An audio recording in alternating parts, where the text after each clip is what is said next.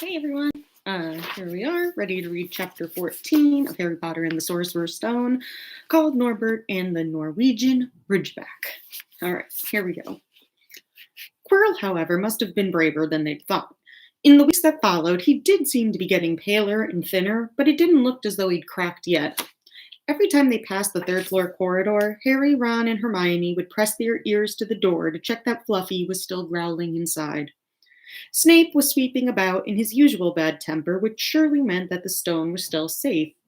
Whenever Harry passed Quirrell these days, he gave an encouraging sort of smile, and Ron had started telling people to lay off for laughing at Quirrell's stutter.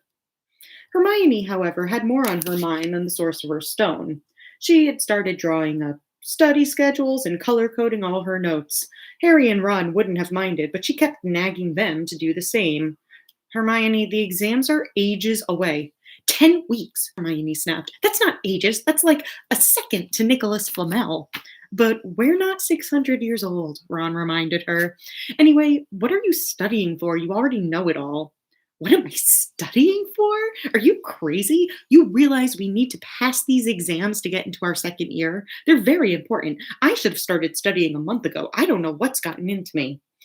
Unfortunately, the teachers seemed to be thinking along the same lines as Hermione.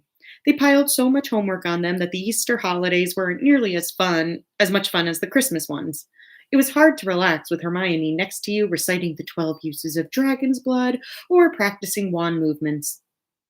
Moaning and yawning, Harry and Ron spent most of their free time in the library with her, trying to get through all their extra work. We'll never remember this, Ron burst out one afternoon, throwing down his quill and looking longingly out of the library window. It was the first really fine day they'd had in months. The sky was a clear, forget-me-not blue, and there was a feeling in the air of summer coming.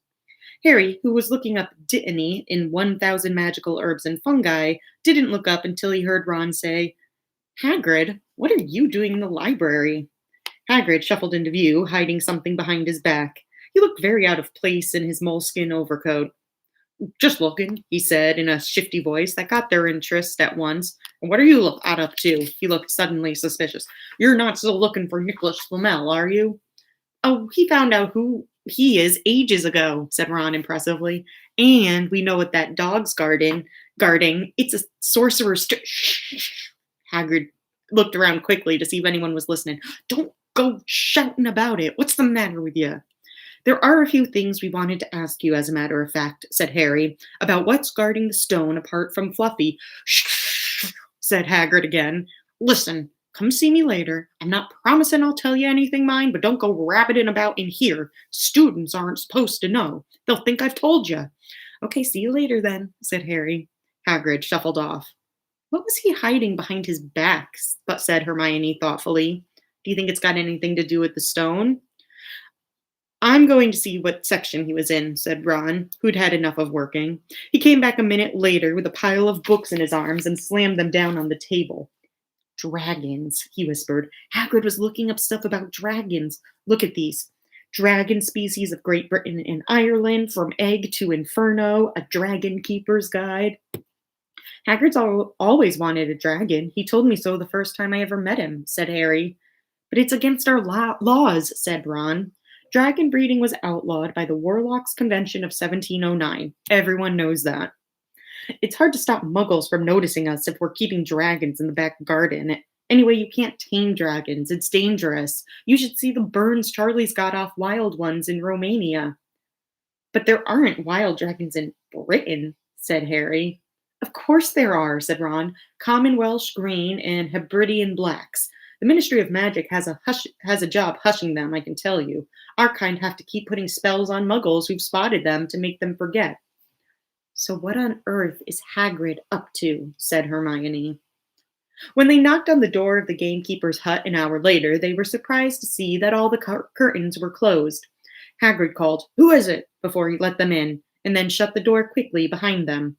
It was stifling hot inside. Even though it was such a warm day, there was a blazing fire in the grate.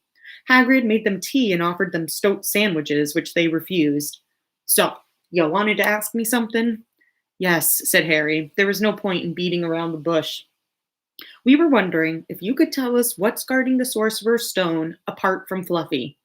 Hagrid frowned at him. Of course I can't, he said. Number one, I don't know myself. Number two, you know too much already, so I wouldn't tell you if I could. That stone's here for a good reason. It was almost stolen out of Gringotts. I suppose you've worked that out and all. Beats me how you even know about Fluffy. Oh, come on, Hagrid. You might not want to tell us, but you do know. You know everything that goes on around here, said Hermione in a warm, flattering voice. Hagrid's beard twitched, and they could tell he was smiling. We only wondered who had done the guarding, really, Hermione went on. We wondered who Dumbledore had trusted enough to help him, apart from you. Hagrid's chest swelled at these words. Harry and Ron beamed at Hermione. Well, I don't suppose it could hurt to tell you that. Let's see. He borrowed Fluffy from me. Then some of the teachers did enchantments. Professor Sprout, Professor Flitwick, Professor McGonagall. He ticked them off on his fingers. Professor Quirrell and Dumbledore himself did something, of course. Hang on, I've forgotten someone. Oh, yeah, Professor Snape. Snape? Yeah, you're not still on about that, are you? Look, Snape helped protect the stone. He's not about to steal it. Harry knew that Ron and Hermione were thinking the same as he was. If Snape had been in on protecting the stone, it must have been easy to find out how the other teachers had guarded it. He probably knew everything, except, it seemed, Quirrell's spell and how to get past Fluffy. You're the only one who knows how to get past Fluffy, aren't you, Hagrid? Said Harry anxiously. And you wouldn't tell anyone, would you? Not even one of the teachers? Not a soul knows, except for me and Dumbledore, said Hagrid proudly. Well, that's something, Harry muttered to the others. Hagrid, can we have a window open? I'm boiling. Can't, Harry, sorry, said Hagrid. Harry noticed him glance at the fire. Harry looked at it too. Hagrid? What's that? But he already knew what it was. In the very heart of the fire underneath the kettle was a huge black egg. Said Hagrid, fiddling nervously with his beard. That's Where did you get it, Hagrid? Said Ron, crouching over the fire to get a closer look at the egg. It must have cost you a fortune. Won it, said Hagrid. Last night I was down in the village, having a few drinks, and got into a game of cards with a stranger. I think he was quite glad to get rid of it, to be honest. But what are you going to do with it when it's hatched? Said Hermione. Well, I've been doing some reading, said Hagrid, pulling a large book from under his pillow. Got this out of the library. Dragon breeding for pleasure and profit. It's a bit out of date, of course, but it's all in here. Keep the egg in the fire, cause their mothers breathe on them, see? And when it hatches, feed it on a bucket of brandy mixed with chicken blood every half hour. And see here how to recognize different eggs. What I got there's a Norwegian Ridgeback. They're rare, them. He looked very pleased with himself, but Hermione didn't.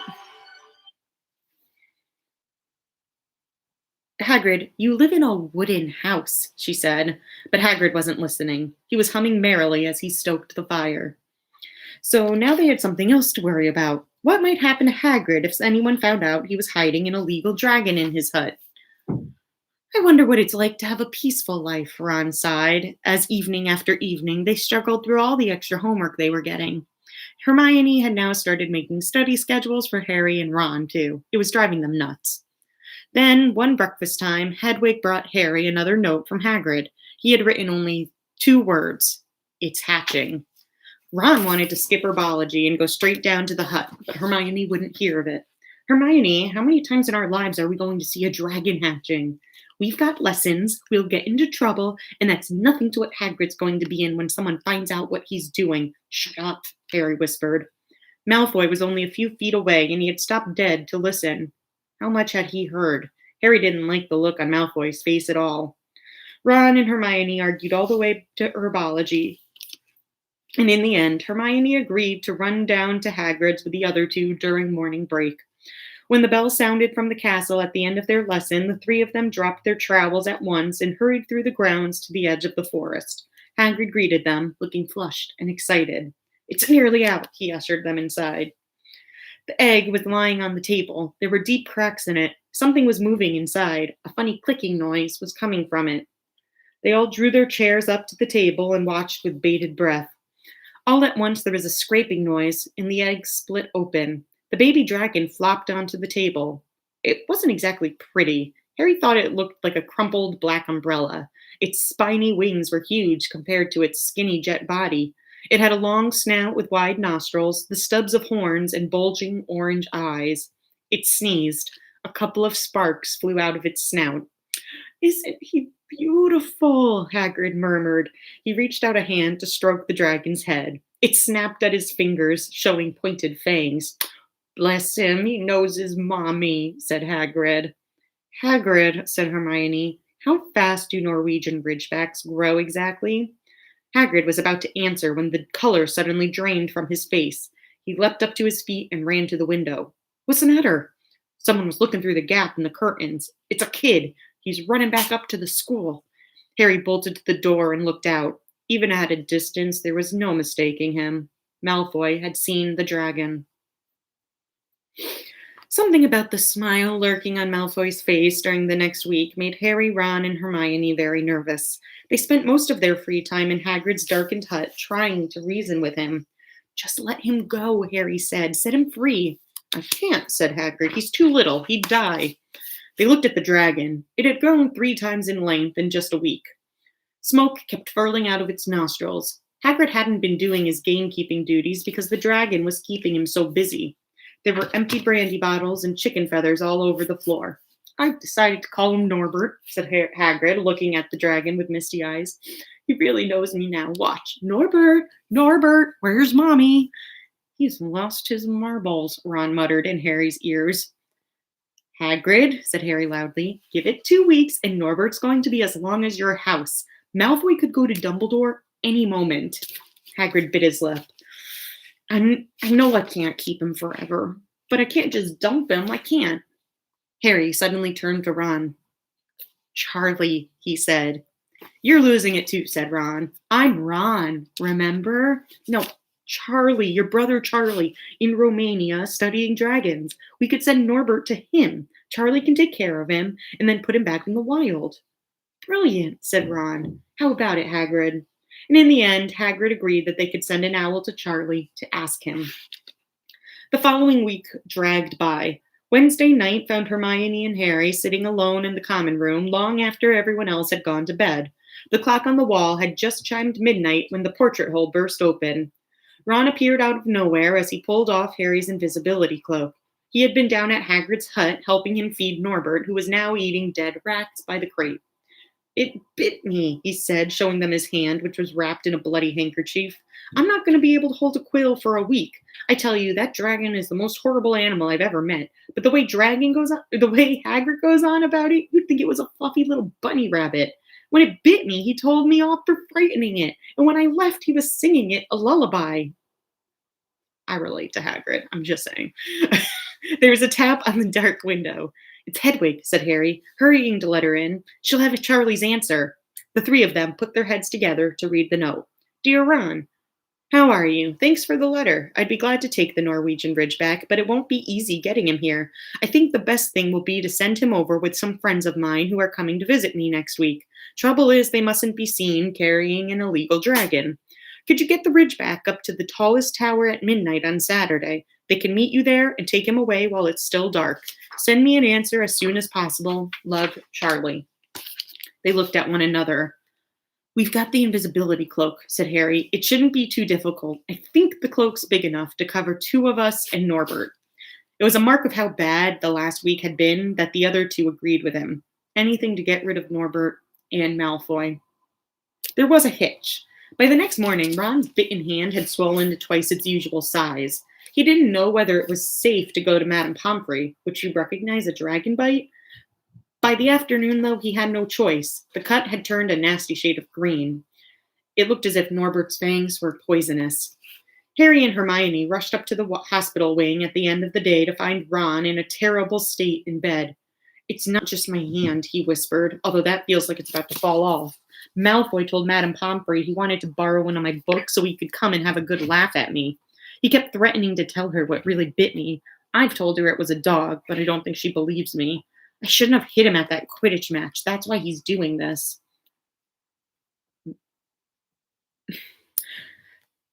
Harry and Hermione tried to calm Ron down. Sorry, my cats are pitching a fit over in the corner, distracting me. It'll all be over at midnight on Saturday, said Hermione, but this didn't soothe Ron at all. On the contrary, he sat bolt upright and broke into a sweat. Midnight on Saturday, he said in a hoarse voice. Oh no, I've just remembered. Charlie's letter was in that book Malfoy took. He's going to know we're getting rid of Norbert. Harry and Hermione didn't get a chance to answer. Madame Pomfrey came over at that moment and made them leave, saying Ron needed sleep. It's too late to change the plan now, Harry told Hermione. We haven't got time to send Charlie another owl, and this could be our only chance to get rid of Norbert. We'll have to risk it, and we have got the invisibility cloak. Malfoy doesn't know about that. They found Fang the boarhound sitting outside with a bandaged tail when they went to tell Hagrid, who opened a window to talk to them. I won't let you in, he said. Norbert's at a tricky stage. Nothing I can't handle. When they told him about Charlie's letter, his eyes filled with tears, although that might have been because Norbert had just bitten him on the leg. It's all right. He's only got my boot. Just playing. He's only a baby after all. The baby banged its tail on the wall, making the windows rattle. Harry and Hermione walked back to the castle, feeling Saturday could not come quickly enough. They would have felt sorry for Hagrid when the time came to say goodbye to Norbert if they hadn't been so worried about what they had to do.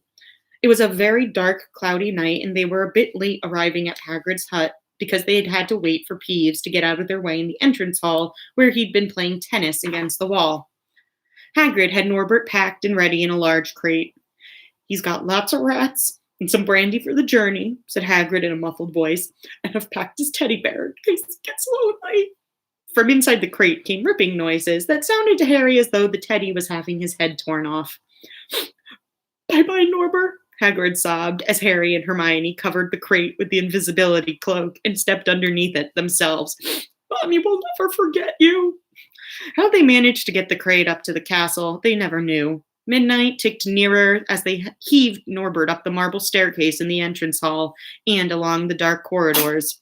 Up another staircase, then another. Even one of Harry's shortcuts didn't make the work much easier. Nearly there, Harry panted as they reached the corridor beneath the tallest tower. Then, a sudden movement ahead of them made them almost drop the crate. Forgetting that they were already invisible, they shrank into the shadows, staring at the dark outlines of two people grappling with each other 10 feet away. A lamp flared. Professor McGonagall, in a tartan bathrobe and a hairnet, had Malfoy by the ear. Detention, she shouted, and 20 points from Slytherin, wandering around in the middle of the night. How dare you? You don't understand, Professor. Harry Potter's coming, and he's got a dragon. What utter rubbish. How dare you tell such lies? Come on, I shall see Professor Snape about you, Malfoy. The steep spiral staircase up to the top of the tower seemed the easiest thing in the world after that. Not until they'd stepped out into the cold night air did they throw off the cloak, glad to be able to breathe properly again. Hermione did a sort of jig. Malfoy's got detention. I could sing. Don't, Harry advised her. Chuckling about Malfoy, they waited, Norbert thrashing about in his crate. About 10 minutes later, 4 broomsticks came swooping down out of the darkness. Charlie's friends were a cheery lot. They showed Harry and Hermione the harness they'd rigged up so they could suspend Norbert between them. They all helped buckle Norbert safely into it, and then Harry and Hermione shook hands with the others and thanked them very much. At last, Norbert was going, and gone. They slipped back down the spiral staircase, their hearts as light as their hands now that Norbert was off them. No more dragon, Malfoy in detention. What could spoil their happiness? The answer to that was waiting at the foot of the stairs as they stepped into the corridor. Filch's face loomed suddenly out of the darkness. Well, he whispered. We are in trouble. They had left the invisibility cloak at the top of the tower. All right. Thank you for hanging out with me and listening to Harry Potter. I gotta go take care of my cats who are about to tear up my room like little dragons. Okay. Have a nice long weekend. So long.